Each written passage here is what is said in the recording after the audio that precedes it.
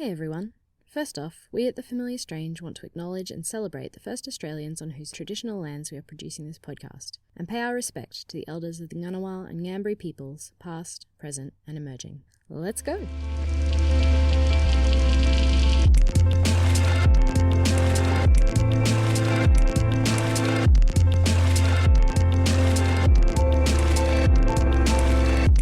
Hello and welcome to The Familiar Strange. I am Jodie Lee Trimbath, your Familiar Stranger for today. Welcome to the podcast, brought to you with support from the Australian Anthropological Society, the Australian National University's College of Asia Pacific and the College of Arts and Social Sciences, brought to you today from the Australian Centre for the Public Awareness of Science, and produced in collaboration with the American Anthropological Association. In today's episode, I'm speaking with Dr. Annalisa Pelizza, Professor of Technology Studies of Communication at the University of Bologna in Italy and visiting professor at the University of Twente in the Netherlands. Professor Pelizza is the lead investigator on a project exploring migration into Europe, and more particularly looking at the way that digital infrastructures, like massive databases used to collect information from migrants when they first arrive on European soil, how infrastructures like that actually help to shape these people into migrants, basically constructing them as a different kind of person or a different category of person than perhaps they were before they arrived. Now, for those of you just joining us, this is the 7th in our series of interviews with STS scholars. STS stands for Science and Technology Studies, or sometimes Science, Technology and Society. Nobody really agrees on this, but what is definite about that kind of study is that it uses the intellectual tools of disciplines from the humanities and social sciences to pick apart and understand issues related to science and technology. Now, as Professor Pelizza points out in this episode, to really do STS well, you have to be extremely committed to detail and to understanding minutiae from multiple perspectives. So in this current project she's working on, which is called Processing Citizenship, and I'll link to the website in the show notes, the team includes ethnographers from a number of disciplines, content experts who research migration and border control, as well as software developers and other ICT specialists. And as she points out, this can be both challenging and really rewarding. But so long as everyone is committed to the ultimate goals of the project, then they can each provide valuable insight into the phenomena at hand from the perspective of their own discipline or field. We talk about how migrants coming to Europe are used as what she calls a discursive apparatus. Now, putting that really simply, this basically means that their existence and their desire or need to enter Europe is employed as a strategic tool by politicians, by policymakers, the media, any other stakeholder, to actually define what Europe is, what Europe means, and what these different groups want Europe to be going forward. We talk about how databases have to somehow translate a person who is applying for asylum or applying for migrant status in Europe into a set of numbers readable by computers. So that can involve scanning various body parts, which then come to represent that person in the database, distilling their identity into a set of categories that the migrants themselves may not feel actually apply to them, and then codifying that data into numbers that can be read by other databases so that any given non-European person can be made legible to European systems, even when that legibility causes individuals to lose their cultural specificity. And we talk about what it means to craft a career, both inside and beyond academia, and how to use the skills that ethnography gives you to do so many fascinating things, from documentary filmmaking to working in government agencies to applying for grants to do truly groundbreaking research on topics that really matter to you. Throughout the conversation, we always come back to what it means to be seriously committed to the study of technology and to truly understanding how the technical influences the social. So here it is, my conversation with Professor Annalisa Pelizza about the migration crisis in Europe and the technologies and infrastructures enacting it.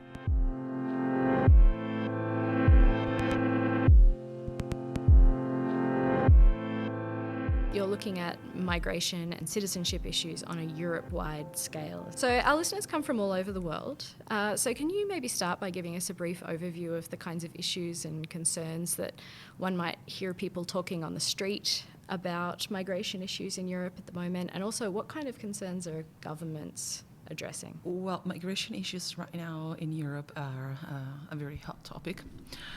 It's not news that they have been used in the last 15, 20 years as a way to steer public opinion into right-wing positions. So, first of all, migrants in Europe right now are a discursive apparatus. Oh, interesting word. What does it mean to be a discursive apparatus? Well, they are mobilized as elements in a narration of invasion, losing cultural specificities, and therefore they first and foremost mobilize in a discursive way. And when you say discursive, you mean that because people are talking about it, it's creating a reality that may not even exist outside of what people are saying? And that's the second part of the word apparatus, which has to do with artifacts that are actually mobilized, making things exist or making identities. So I come from a tradition in STS that looks at any type of act or aggregate as something always fleeting, which is kept on by tools, by artifacts. So for me, saying that something exists or doesn't exist doesn't make really much sense, because discursive and material aspects are always entangled. So what I mean that migrants are apparatuses or are used as apparatuses, it's not only individuals are mobilized in discursive terms, but there are also infrastructures that create people as migrants. So not having access to proper work, or being put in some infrastructures from which it's virtually impossible to get out, creates individuals as migrants, as outsiders of society. Can you give me an example of the kinds of infrastructures that you're talking about? Yeah. Well, in my work, I focus mainly on data infrastructures.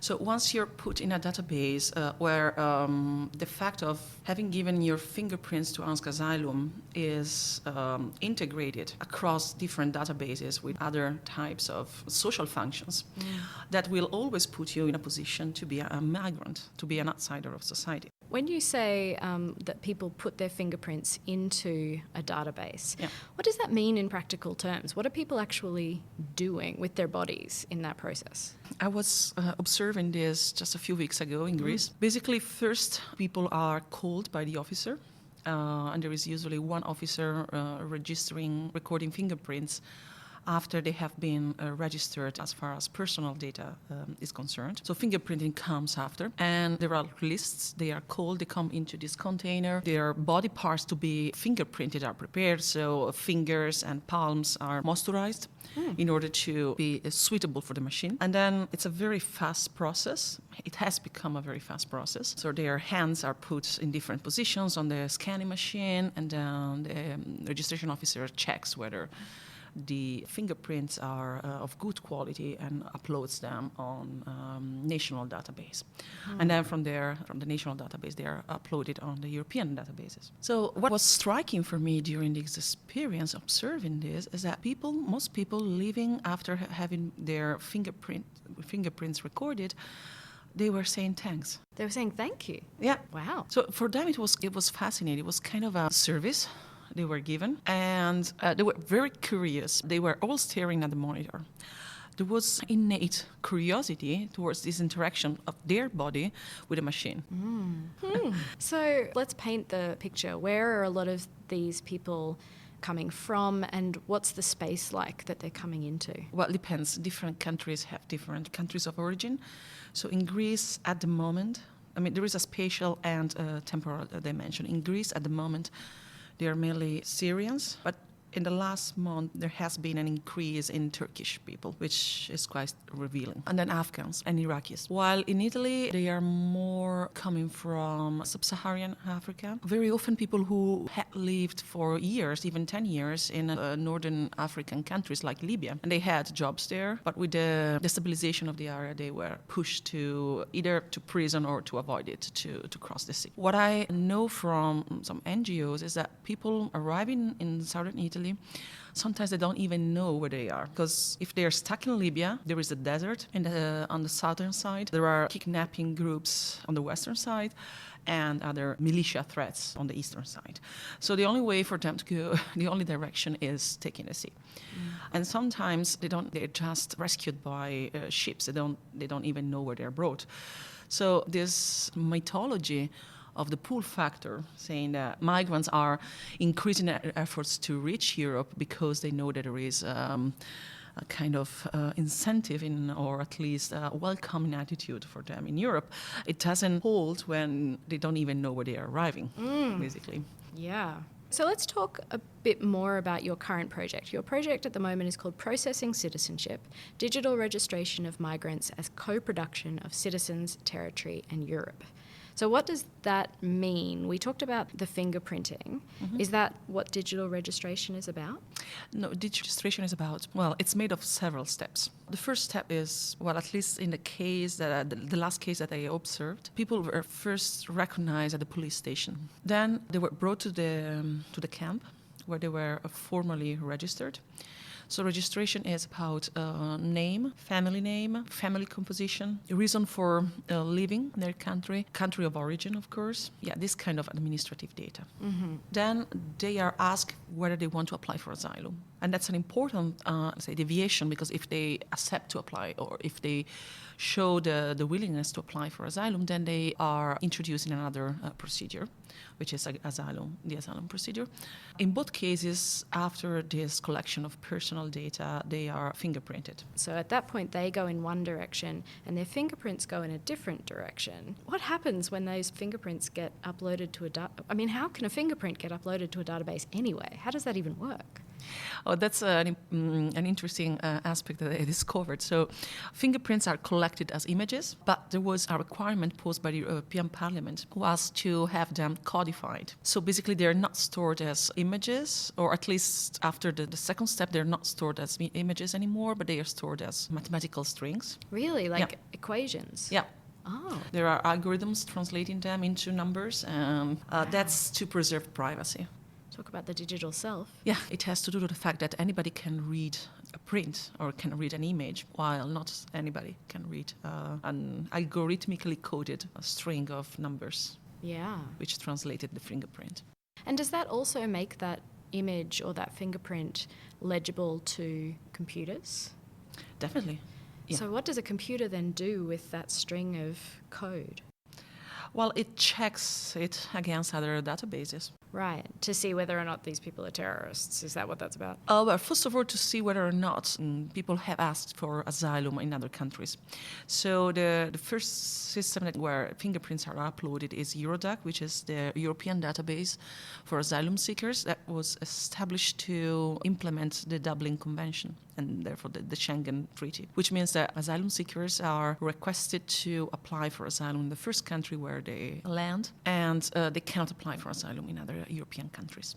So the first check is against the possible applications in other countries. So if other countries already filed an application from that person, those persons are sent to the other country where they filed their request first. The translation process of taking something that is actually a body part and then turning that into an image, and then turning that image into a piece of code, and then breaking that code up to go and compare it against databases. That translation process seems to me to be turning a person into a set of numbers. How does that affect the way that immigration officers in that kind of context view people? Are they interacting with the people, or are they interacting with the code that the person is going to become? There are different attitudes, I must say. Not everybody has the same attitude. And of course, also being there as a researcher changes the attitude of officers. So you reckon you're experiencing the observer effect? Yeah, absolutely. Interesting. So what me and my collaborator, we witnessed was kind of a relaxed atmosphere. I was quite surprised by that. So, for example, I was looking for my colleague. She was into the container where fingerprints were taken, and I didn't know.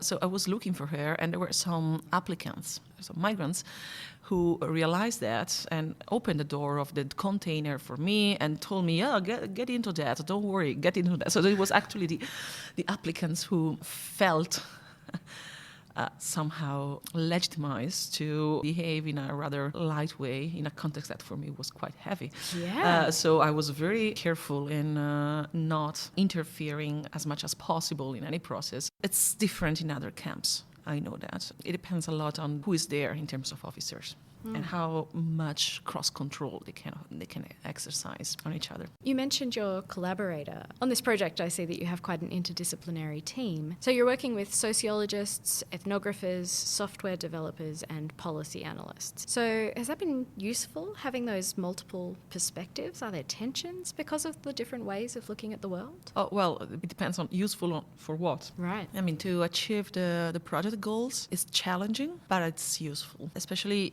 I must say that I'm very happy the way that we have one software developer right now, and he immediately caught the point of this research, which is about looking at long-term consequences of these data infrastructures. So as any infrastructure, they don't really work for today, but they have much longer-term implications. And my hypothesis is that these longer-term implications are constituting new understandings of what I call the order of governance, which is made by the state, by transnational institutions like European Commission, by also private actors like contractors.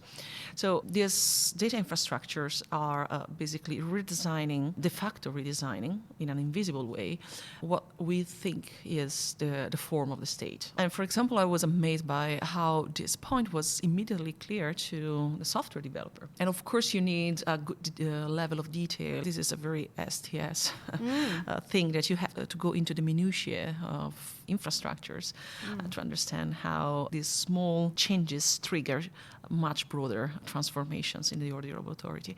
So competencies are different, but at the same time, you look at similar phenomena from different perspectives, and in the end, the idea is to bring this perspective together in a more holistic understanding of what's going on. Would you have tips for other ethnographers who are also working with multidisciplinary teams? Oh, well, the very first thing is asking about expectations. And in our research field, it's not like in the hard sciences where there are teams of people who are led by a principal investigator and they have their own clear tasks. In social sciences and humanities, we are more keen to say, okay, this is my idea, this is my work, etc. I tried to be very clear since the beginning what were the tasks of the project.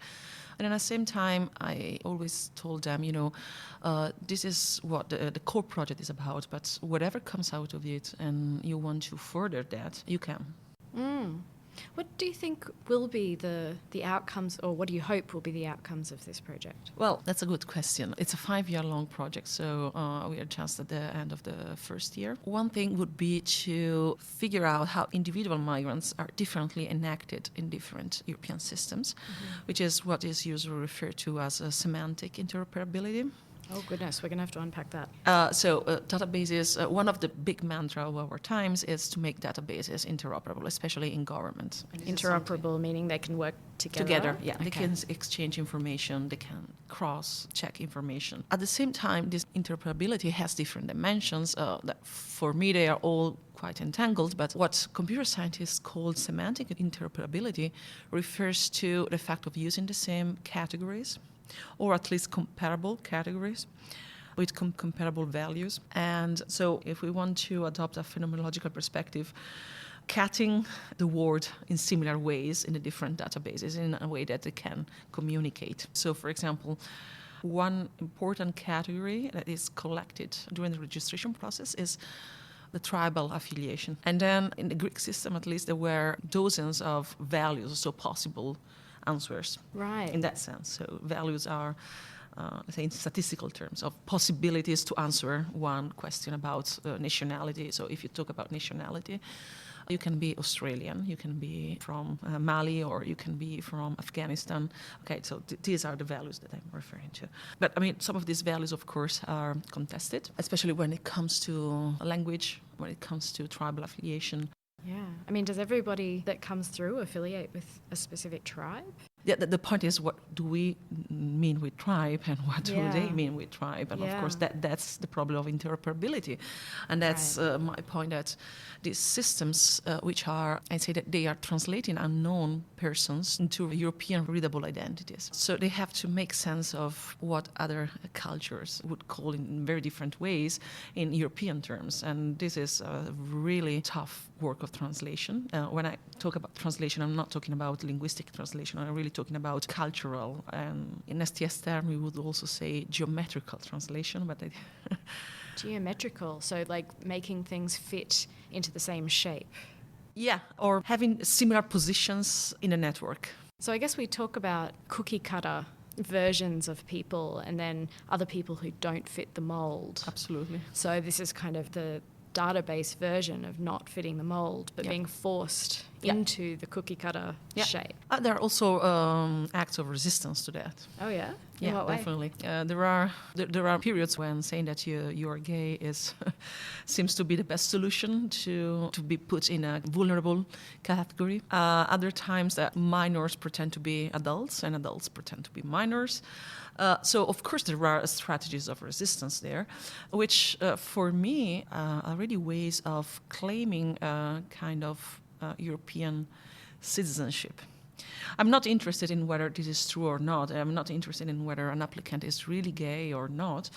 But by saying that you're gay and therefore implying that you deserve protection because of that, you're also projecting an ideal image of Europe, which is a polity that should protect minorities. So it seems like Europe is being created as this imaginary place that has particular values. Where do people get the idea that Europe has those values? It's not so strange if you think at the impact of colonialism and then discourse about post-colonialism in non-European countries.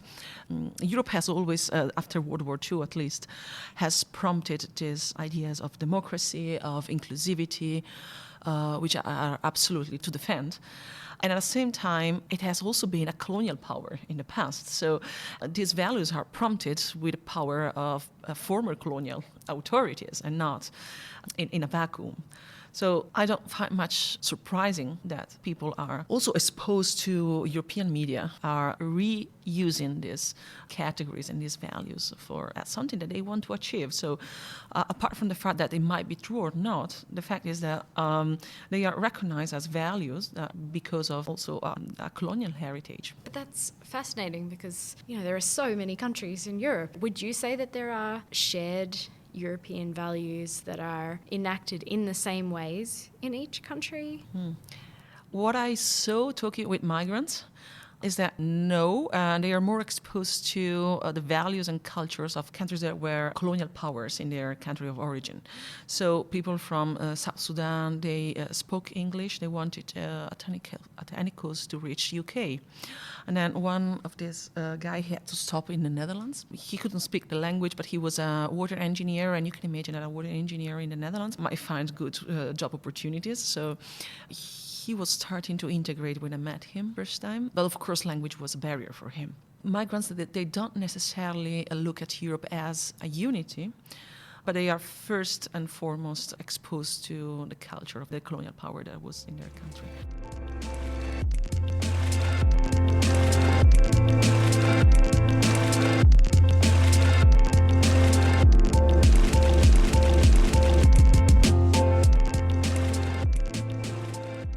Let's skip now to talking about your previous work before this project. So you've done work as an ethnographer in government and also I think in engineering firms, is that right? It was a governmental engineering firm. Oh, so it was actually that was... They're called in-house companies. Uh-huh. Yeah, so they're basically made of non-civil servants because we didn't have the status of civil servants. We were employees, but with a technical background. So working as a spin-off of the government, an agency. And working on government projects. Yeah, definitely. Right, okay. So what does an ethnographer do in that kind of space on a that's practical level? Well, I was initially hired as an expert in user experience, so how to make government online services more closer and more usable for end users. And then after 6 months, the CIO realized that in order to do that, you have to push the user perspective into the project management. So my role was changed into project manager. So from that perspective, I was able to design the process of software development from a holistic point of view. So taking into account the perspective of end users. End users being people like me when I'm using my computer. Not necessarily. I'm coming back to that in a second. Okay. Organizationally, that was interesting that if you are there as a user experience expert, then nobody really takes care of users. And you have to be put in charge of the project to keep into account user perspectives since the beginning of the design. Well, when it comes to government projects, there is never actually a beginning then, because usually software is reused. There are what we call path dependencies. So there is already some software in place and there are already databases. I cannot really change a database from day to night. Yeah. Half of the work was identifying who users were supposed to be. And in the case of government, they are not simply citizens. This was one of my the points I tried to push. Because when you talk about citizens, then you can, it's such an immaterial actor, you can use it in all the discursive ways that you want. So you can justify almost everything by appealing to citizens. So I tried to disentangle, to open up this black box of users and citizens in a more empirical way. All these epistemic struggles and tensions were super interesting for me. And that's how I recovered a career in academia by at least writing a project about this kind of epistemic tensions in the civil sector. What I always find striking is that basically government nowadays is considered the organization less likely or less competent to deal with IT and data infrastructure, etc. But this is a paradox because the nation state, as many studies in history of technology have shown, the nation state was created in the 17th century as a way to handle data about population and about space and about property. Making people legible to the state. Exactly. Right. So the state is actually a machine that at least was constructed as a machine to deal with data flows. And then also the internet was a nation-state-led initiative, ARPANET. Really? Yeah. Huh, I didn't know that. And the paradox is that today the state is considered to be the less skilled organization able to deal with that. So how did it happen? So one of my interests in research is showing how software development, again focusing on the minute aspects of software development, can bring with it some closure that are not readable, not because you don't have technical knowledge, but because they were developed in a way that only those who developed them were able to put their hands on subsequent versions of the software. Right. So I was working for an engineering company, and so all my colleagues were engineers, and some software, which was also open source software, they couldn't work on it because it was poorly documented.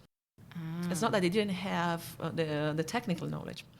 But some of the aspects of the actual software were hidden within the software. They couldn't be re-emerged once it was once those original makers weren't there to ask questions of. So this distinction between, let's say, legal and technical knowledge, which is very strong in a government apparatus, it's really a rhetorical distinction that has been very useful in prompting this discourse of inadequacy of the government. So talk me through a typical day as an ethnographer, looking at the kind of tensions between different professional groups in a space like that. Like, what does a day look like of observing? Oh, well, first you have to answer a lot of phone calls. So much like being an academic. Emails Even as more well? emails, even more. Right, good. Taking part in a lot of meetings. After a while, you're allowed to design your own research and ask questions or conducting observation intersections of the normal teams. So, for example, we also gave some training to local civil servants from town councils. And so when they came for having training, I conducted observation and interviews with them. Sometimes it was about explaining decision makers in the organization about the end users. You end up being kind of a translator between the different groups. Yeah. You said that you recovered an academic career through that. So by being a translator between those different groups, you were also sort of inadvertently gathering data that could then become something that you could write up. Yeah, at least I was developing research questions. I mean, data, I couldn't really collect them, but I knew where to look them. Yeah. Almost like a pilot study that you get paid to do. That's the kind of pilot study you want to do. From an anthropological perspective, that was quite interesting because I was conducting them during the day, and then in the evening I was developing this reflexive attitude towards what I did during the day. And for me that was the only way to recover an academic career because of the big fracture that you have after your PhD. I was quite skeptical of continuing academic career under the conditions that I was proposed after my PhD. So I knew that I couldn't fit to it. So I was already working for government, and I thought that developing some expertise in this kind of governmental industrial environment was good for me if I were able to this reflexive attitude. And that's what enabled me to write my research project that was subsequently funded by the European Commission. Can I ask about that? Yeah. The applying for a European Research Commission grant, were you already working for the university that you worked for in the Netherlands at that point? No. So how does that work? I have never thought about that. The first project was a Marie Curie project. So they are individual grants for researchers, both at the beginning of their career or the later stage. And they are mobility grants. So if you get one, which is usually quite difficult, if you get one, so you have to bring it somewhere in Europe or outside Europe. I mean, there are different types of Marie Curie grants. But outside your own home country? Yeah, right. Absolutely. Okay. So that's why I knew some work in between information technologies and governance was conducted at the University of Twente in the Netherlands. And I didn't know prospective colleagues personally, but I knew about their work, and I thought, okay, it would be great if I could join them. So that's how I wrote my project. Yeah, cool. So that's a very cool way of kind of crafting a career. Would you say that you intentionally craft your career, or is it more opportunities rise and then you think that could work? No, it was very intentional. I'm part of a generation that has to be intentional. I don't know how it is right now in Australia, but at least, definitely in Italy. And I would say in Europe more generally. I mean, I was rather naive. I mean, if I compare myself to students that I come to know now. Sometimes I was listening today at a presentation. There are students who even design when to defend their thesis, their master or their PhD thesis, in order to be in the window to apply for positions. I was not so smart on that level, but I knew that I wanted to recover a career as an academic, as a researcher, even more than an academic. But I didn't have much opportunity. So the institution I wrote my PhD thesis for, I worked with during my PhD period, it was closed down in 2008. So when I defended my thesis because of the crisis. So I was quite entrepreneurial in, taking my time. I decided to quit academia for a while because the conditions that I was given were not my cup of tea. Making some other experiences, and if possible, coming back to academia. Then after 3-4 years of work outside academia, I realized that I really needed to have intellectual dimension in my daily life, in my daily work. So that's how I managed to write my first application. And unfortunately, it was not founded. It was the second one not to be founded in the reserve list. So it took me a few months to recover, and after 1 year I tried again, and that was founded. Yeah. So the very important thing was to not to lose confidence in your ideas. And that will be, I realized you will be always asked about that, having confidence in your ideas in a research path. Right. So it's good that you start since the very beginning. I'll try and keep that in mind. So you've also, in addition to your corporate work or government work and also your work in universities, you've also done work in creative pursuits as well. Yeah. Can you tell me a bit about documentary making as an ethnographer? Well, I should specify that I was involved in two kinds of video making in the context of political activist initiative in early 2000s that was called Telestreet. The idea was to give tools for self-representation to everybody. And That's cool. In a couple of years, we had 200 of these micro broadcasters across Italy. We had a 24-hour broadcasting, which required us to exchange videos by internet. So we integrated broadcasting technology with early internet sharing services. Just to say, YouTube was not there at the time, not yet. So it was quite experimental. And we won also several prizes. Well, in Italy, we were considered pirates. But and so some of us, including me, we also developed a more artistic direction of experimentation. And so I might say that the audience was different in the two cases. So where it was more artistic, the audience was quite clear. Art festivals like Ars Elettronica, Transmediale, and so on. And there was always, we were experimenting with interactivity also in that case. So the public, the audience could interact with us during our performances. While in, say, a standard broadcasting, of the daily broadcasting, the idea was to involve dwellers in representations of their own living environment. So it was definitely against the broadcast model of, okay, I present something to you and you tell me what you think about it. But I learned to become invisible in living with neighbors, to use the technologies to represent themselves, or if they ask us to shoot them, then we could do that. But it was more of an interactive relationship than me there doing my work and then broadcasting it. Invisibility seems like a pretty handy skill to have learned if you're going to have a career as an ethnographer. Well, I think that's actually an excellent note to end on. I mean, what an incredible career you've crafted for yourself and that you're having. It's fascinating. I don't even know whether it's a career. It's a life trajectory. Let's put it that way. It's a life. We could just say that. That's awesome. Thank you so much for your time.